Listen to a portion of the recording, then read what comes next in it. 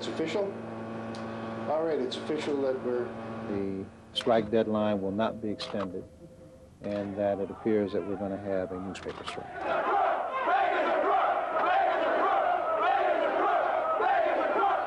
And with that, they stopped the Detroit presses. Employees at the city's two major daily newspapers walked out at 8 p.m. after weeks of contentious bargaining with owners of the Detroit News and the Detroit Free Press. Both sides say they got a strike they didn't want. The shame of this is that this employer may be shooting themselves in the foot.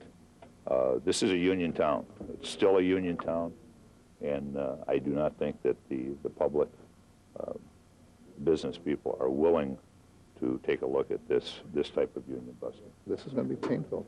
It's going to be very hurtful for people. It's going to be very difficult. The only hope I have now is that it doesn't last horrendously long, that once we see that there's pain on both sides here, that maybe we will do our best to ease that pain and get a settlement. They quickly moved into strike mode. For the unions, that meant manning picket lines and promising to shut the papers down. The owners have brought in replacement workers and vowed to keep the presses running. But there's already been at least one violent confrontation on the picket line.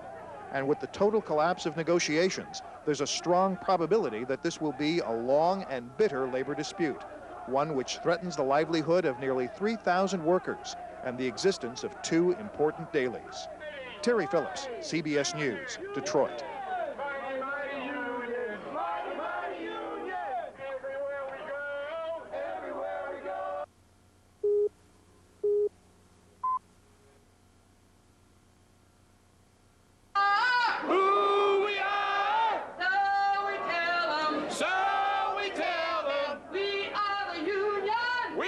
Striking newspaper workers brought in some big guns to rally their troops. About 3,000 people turned up in downtown Detroit to hear leaders from the United Auto Workers, the United Mine Workers, and from the Teamsters, Jimmy Hoffa Jr. We're showing here when we have this kind of a demonstration, we're not only showing the people in this building, the robber barons in here, but we're showing the community. We're showing Detroit. We're showing Michigan. We're showing the country that Detroit stands tall for its labor people. Pray God that those workers who are taking your place will see the wrongness of what they're doing and refuse to work any longer. This labor dispute against the Detroit News and the Detroit Free Press is only 4 days old, but the city's two major daily papers are already deeply embroiled in what many predict will be a prolonged and bitter strike.